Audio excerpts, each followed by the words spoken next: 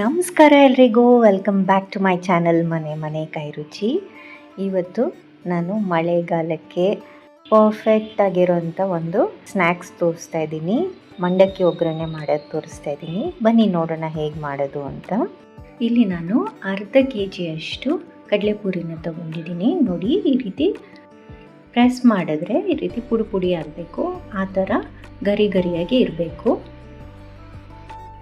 ಈಗ ಒಂದು ಪಾತ್ರೆಗೆ ನಾನು 3-4 ಚಮಚ ಎಣ್ಣೆನ ಹಾಕ್ಕೊಂಡು, ಇಲ್ಲಿ ನಿಮ್ಮ ಖಾರಕ್ಕೆ ಎಷ್ಟು ಬೇಕೋ ಅಷ್ಟು ರೆಡ್ ಚಿಲ್ಲಿ ಪೌಡರು, ಒಂದು ಅರ್ಧ ಚಮಚ ಅರಿಶಿನ ಹಾಕಿ ಎಣ್ಣೆಯಲ್ಲಿ ಮಿಕ್ಸ್ ಮಾಡ್ಕೋಬೇಕು.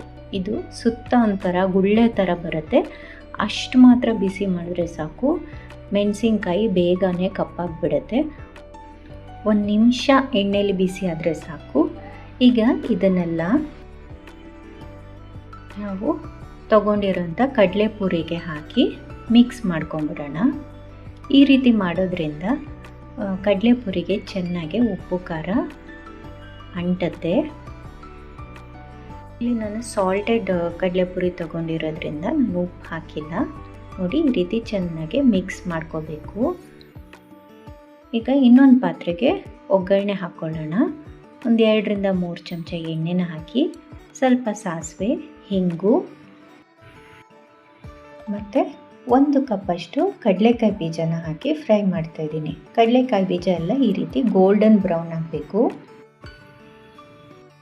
ಇದಕ್ಕೆ ನಾನು ಇನ್ನೂ 1 ಕಪ್ಪಷ್ಟು ಹುರ್ಗಡ್ಲೆನ ಹಾಕಿ ಫ್ರೈ ಮಾಡ್ತಾಯಿದ್ದೀನಿ.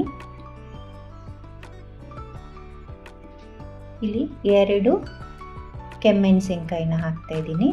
ಹಾಗೆಯೇ ಒಂದು 8-10 ಬೆಳ್ಳುಳ್ಳಿ ಹೆಸಳನ್ನ ಜಜ್ಜಿ ಹಾಕ್ತಾಯಿದ್ದೀನಿ.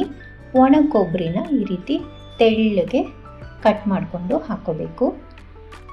ಸುಮಾರು ಒಂದು 10-15 ಪೀಸಷ್ಟು ಕೊಬ್ಬರಿ ಪೀಸಸ್ನ ಹಾಕಿದ್ದೀನಿ. ಹಾಗೆಯೇ ಇಲ್ಲಿ 1 ಕಪ್ಪಷ್ಟು ಕರಿಬೇವನ್ನು ಹಾಕ್ತಾಯಿದ್ದೀನಿ. ಕರಿಬೇವಿನ ಸೊಪ್ಪು ಎಷ್ಟು ಹಾಕ್ತಿರೋ ಅಷ್ಟು ರುಚಿ ಇದಕ್ಕೆ. ಈ ಕರಿಬೇವಿನ ಸೊಪ್ಪೆಲ್ಲ ಚೆನ್ನಾಗಿ ಕ್ರಿಸ್ಪ್ ಆಗಬೇಕು, ಆ ರೀತಿ ಫ್ರೈ ಮಾಡ್ಕೋಬೇಕು. ಎಷ್ಟು ಗರಿ ಗರಿ ಆಗುತ್ತೋ ಅಷ್ಟು ಹೆಚ್ಚು ನೀವು ಇದನ್ನು ಸ್ಟೋರ್ ಮಾಡ್ಕೋಬೋದು, ಇಲ್ಲಾಂದರೆ ಬೇಗನೆ ಹಾಳಾಗತ್ತೆ. ಇಲ್ಲಿ ಒಂದು ಅರ್ಧ ಕಪ್ಪಷ್ಟು ಒಣ ದ್ರಾಕ್ಷಿನ ನಾನು ಹಾಕ್ತಾಯಿದ್ದೀನಿ. ಇದು ನನ್ನ ಪರ್ಸ್ನಲ್ ಫೇವ್ರೇಟು. ನಿಮಗೆ ಬೇಕಿದ್ದರೆ ಹಾಕ್ಕೊಳ್ಳಿ, ಇಲ್ಲಾಂದರೆ ಸ್ಕಿಪ್ ಮಾಡ್ಬೋದು.